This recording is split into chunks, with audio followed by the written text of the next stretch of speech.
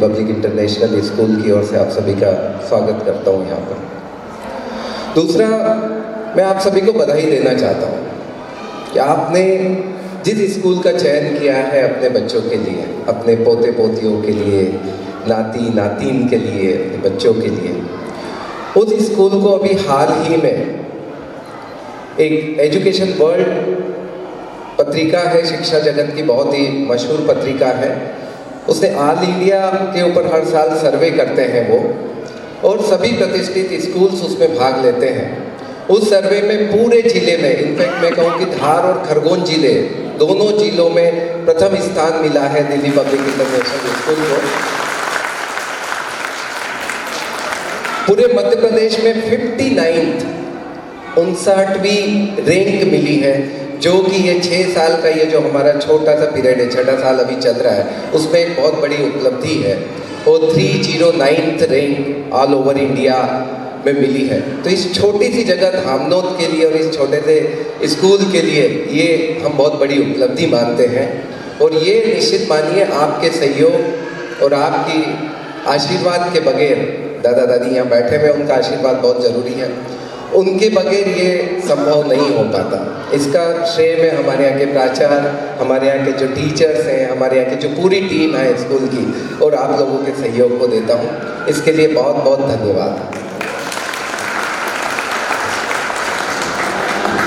हम इसे स्कूल बोलते हैं, लेकिन मेरी नज़र में आप सब चलते फिरते स्कूल है। इस स्कूल से बड़े एक स्कूल है, क्योंकि हम जो बच्चों को यहाँ सिखाते हैं उससे कहीं ज़्यादा ये जो छोटे छोटे बच्चे अपने दादा दादी, अपने मम्मी पापा, अपने नाना नानी से सीखते हैं। तो इस स्कूल में जो सिखाया पढ़ाया जाता है, हम उन्हें पढ़ाते हैं, आप उन्हें सिखाते हैं।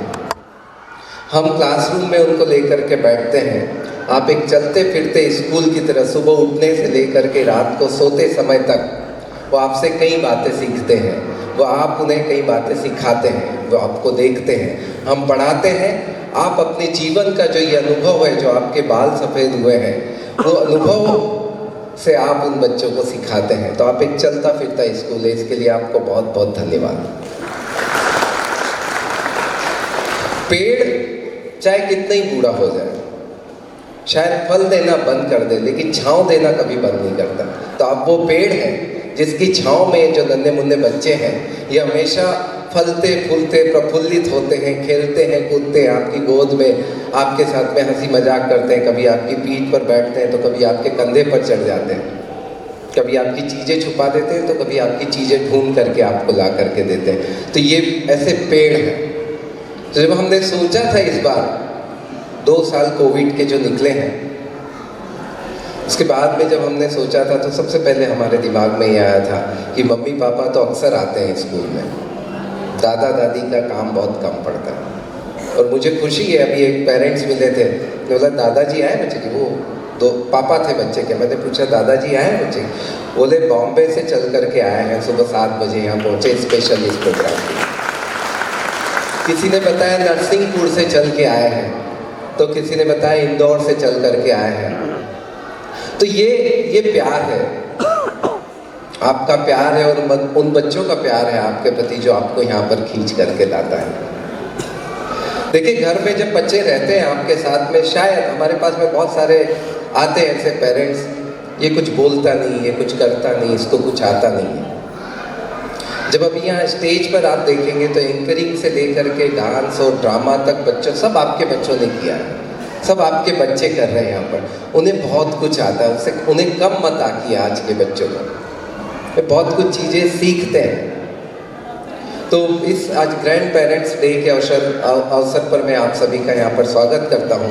साथ में कुछ बातें शेयर करना चाहता हूँ। मैं हमेशा भाषण देने, स्पीच के उसमें नहीं रहता हूँ, मैं बातें करने में ज़्यादा विश्वास करता हूँ।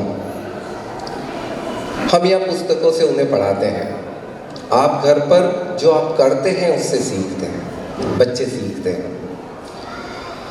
जितना बच्चे पुस्तकों से नहीं सीखते हैं, आपने शायद महसूस किया होगा कि जब आप भगवान के हाथ जोड़ते हैं तो बच्चा भी भगवान के ऑटोमेटिक हाथ जोड़ता है। आप शायद आपको ध्यान नहीं हो, लेकिन जो आपके बच्चे, जिनके बच्चे आज यहाँ पढ़ रहे हैं, आपके जो बेटे हैं, पोते नहीं बेटे हैं, आपने देखा हो कि जब आप कभी मंत्रों का उच्चारण करते हैं घर पर और उनके कानों में वो चीज़ पड़ती है तो वो ऑटोमेटिक सीख जाते हैं। कभी हमने बहुत सारी चीज़ें उनको बैठ करके सिखाई नहीं है, देख करके सीखते हैं, सुन करके सीखते हैं। जब बार बार कोई चीज़ उनके कानों में जाती है तो ऑटोमेटिक उन चीज़ों को सीखने लगते हैं। तो हम जब बच्चों को अच्छे संस्कार देने की बात करते हैं तो पहली पाठशाला बोला जाता है घर है। बच्चों की पहली पाठशाला घर है, पहला शिक्षक उसकी मम्मी है। जैसा हम चाहते हैं, कुछ करने की ज़रूरत नहीं। हम चाहते हैं कि हमारे बच्चे संस्कारवान बने तो सबसे पहले हम संस्कारवान बने। आप चाहते हैं कि आपके बच्चे अच्छी भाषा का उपयोग करें। आपको लगता है बच्चा बहुत छोटा है, नर्सरी में अभी उसको कुछ भान नहीं है कि मैं क्या बोल रहा हूँ, लेकिन सभी चीज़ें तो आपसे ही सीखी है उसने, घर पर सीखी है, यहाँ पर सीखी है। यदि हम किसी के साथ में अभद्र भाषा का उपयोग करते हैं तो बच्चों को ये लगता है शायद कि इन लोगों से इसी तरह से बात की जाती है, कोई अच्छी चीज़ होगी जो मेरे दादा दादी या घर पर इस भाषा का उपयोग किया जा रहा है। जब हम छोटे, जो हमारे घर पर काम करने वाले, खेत में दुकान पर काम करने वाले, उन लोगों से यदि हम गुस्से में या चिल्ला करके बात करते हैं, बच्चों में भी वो आदत आती है कि किसी से भी हम चिल्ला करके बात कर सकते हैं और शायद इन लोगों से इसी तरह से बात की जाती है। अच्छी चीज़ वो आप बच्चों के लिए आप आइडियल होते हैं, आदर्श होते हैं। हम यदि चाहते हैं कि हमारा बच्चा टीवी नहीं देखे ज़्यादा तो कभी भी हम उसको टीवी के सामने 2 घंटे बैठ करके जब वो स्कूल से आए तो उसको ये नहीं बोल सकते कि टीवी देखना अच्छी बात नहीं है। उसको लगता है दादाजी दादी जी माँ तो टीवी देख रहे हैं बहुत देर से, तो अच्छी बात होगी, इसलिए वो देख रहे हैं। तो यदि हम चाहते हैं कि वो डिसिप्लिन में रहे तो हम वैसा बर्ताव करें, हम भी कम टीवी देखें तो शायद उसको बोल सके कि टीवी थोड़ी देर देखना अच्छी बात है। टीवी पर क्या देखना ये भी हम उनको बताएं कि न्यूज़ देखना अच्छी बात है, अच्छे कार्यक्रम देखना अच्छी बात है और थोड़ी देर देखना अच्छी बात है। मोबाइल, हर कोई परेशान है, बच्चा मोबाइल का बहुत उपयोग करता है। बताइए मोबाइल उनके हाथ में दिया किसने? तो बच्चा तो कुछ समझता ही नहीं था, उसे तो पता ही नहीं कि मोबाइल चीज़ क्या होती है। जब भी रोने लगता था हमने हमारी जान छुड़ाने के लिए उसके हाथ में मोबाइल पकड़ा दिया, ले देख, इसमें कार्टून देख ले। रोटी बना रहे हैं उसको मोबाइल पकड़ा दिया, रोने लगा उसको मोबाइल पकड़ा दिया, शॉपिंग कर रहे हैं उसको मोबाइल पकड़ा दिया, शादी में गए बातचीत कर रहे हैं, खाना खा रहे हैं उसको मोबाइल पकड़ा दिया, चेयर पर बैठा दिया। अब परेशान, अब आदत हो गई इसकी, अब परेशान हो, ये तो मोबाइल छोड़ता ही नहीं है। बोला किसने, उसके हाथ में दिया किसने भाई? हम मोबाइल का दिन भर उपयोग करें और बच्चे को लगा मोबाइल का उपयोग नहीं करना अच्छी बात नहीं है, वो तो अभी बोलते नहीं है, मन में शायद आता होगा, आप भी तो करते हो दिन भर। जो चीज़ हम करवाना चाहते हैं पहले हमको उसका पालन करना पड़ेगा। एक बहुत छोटी सी कहानी मैं बहुत बार सुना चुका हूँ, मुझे भी लगता है यार कितनी बार सुनाऊँ, लेकिन बहुत प्रासंगिक है अभी के समय में। बहुत छोटी सी कहानी है। गांधी जी के पास में कोई अपने बच्चे को शक्कर बहुत खाता था, मीठा बहुत खाता था, तो वो छुड़वाने के लिए गए। किसी ने बोला कि यहाँ से 15-20 किलोमीटर दूर आए हुए हैं बापू, तो आप चले जाइए। वो बोलते हैं तो बच्चे उसकी बात मान लेते हैं। उस समय साधन नहीं होते थे, तो बड़ी मेहनत मशक्क़त करके और वो माता अपने बच्चे को ले करके गांधी जी के पास में गई। बापू बोले मीठा बहुत खाता है। बापू ने कुछ सोचा, बोले ऐसा करो इसको 2 दिन बाद लेके आना। बड़ी परेशान हो गई, बोले इतनी दूर से पैदल बारिश में चल के आई हूँ और आप अभी बता दो ना जो बताना। बोले नहीं ऐसा करो 2 दिन बाद आना। फिर वो माता गई, 2 दिन बाद फिर परेशान होती आई और ले गई। बोले 2 दिन हो गए, आपने बोला था। उन्होंने बड़े प्यार से बच्चे के सिर पर हाथ फेरा। बोला बेटा मीठा खाने से कोई बहुत फायदा नहीं है, मीठा खाना बुरी बात है, आप मीठा नहीं भी खाओगे तो आपको कोई फर्क नहीं पड़ेगा, आज से मीठा खाना कम कर दो। चलो ठीक है बाबू, अच्छी बात है, उसने कम कर दिया। माँ बच्चे के साथ बाहर गई, बच्चे को बाहर छोड़ा और अंदर है। ये बात आप 2 दिन पहले बोल देते। उन्होंने बोला माते 2 दिन पहले तक मैं भी मीठा खाता था, जब मैं मीठा खा रहा हूँ तो बच्चे को कैसे बोल सकता हूँ कि तुम मीठा मत खाना? पहले मैंने 2 दिन तक मीठा बंद किया, तब मैं इस लायक बना कि बच्चे को बोल सकूं कि मीठा मत खाओ। तो हम भी यदि कोई छोटी छोटी चीज़ें करवाना चाहते हैं तो पहले हम उसका पालन करें, फिर हम बच्चों को बोलें कि ऐसा करने से कुछ नहीं है। मोबाइल, बहुत ज़्यादा मोबाइल चलाने से कुछ नहीं, कोई फ़ायदा नहीं है, हम भी नहीं चलाएं। पढ़ाई करने से फ़ायदा है। दूसरी चीज़ें, बच्चे कहानियों से बहुत, आपके पास में कहानियों का भंडार है। आप इतनी सारी आपके जीवन के अनुभव, कहानी कोई राजा रानी महाराजा उन्हीं की नहीं होती है। जो आपके जीवन में है, कोई भी कहानी बता सकते हैं। उसको सिखाना कि चोरी करना अच्छी बात नहीं है, उस पर कोई छोटी सी कहानी आप बता करके उनको सुना सकते हैं। आप सच बोलने के बारे में, कि सच बोलना एक अच्छी आदत है, उसके क्या फ़ायदे हैं, उस पर कोई छोटी सी कहानी आप उनको सुना सकते हैं। ये सब चीज़ें जो मैंने आपको बोला था कि हम यहाँ पर बच्चों को पढ़ाते हैं, लेकिन आप अपने जीवन के अनुभव से उनको सिखाते हैं। आप एक चलती फिरती पाठशाला है बच्चों के लिए। जो आप चाहते हैं बच्चों से करवाना, यकीन मानिए ये सिद्ध है, सच बात है। जो आप बच्चों से करवाना चाहते हैं, पहले आप उसका पालन करना शुरू कर दीजिए। निश्चित मानिए बच्चा आपकी बात में वो प्रभाव रहेगा। तो कभी आपको, जब भी आपके अपने अनुभव है, आप अपने अनुभव अपने बच्चों के साथ में, आपके बच्चे 2 साल 3 साल से यहाँ पर पढ़ रहे हैं, 4 साल से यहाँ पर पढ़ रहे हैं, अभी जब ये प्रोग्राम आगे बढ़ेगा, मैं आपसे अनुरोध करता हूँ कि जो आप भी आपके अनुभव हो वो यहाँ आकर के शेयर करें, ताकि हम भी कुछ सीख सकें और यहाँ बैठे दूसरे लोग भी सीख सकें, हमारे शिक्षक और बच्चे भी आप सीख सकें।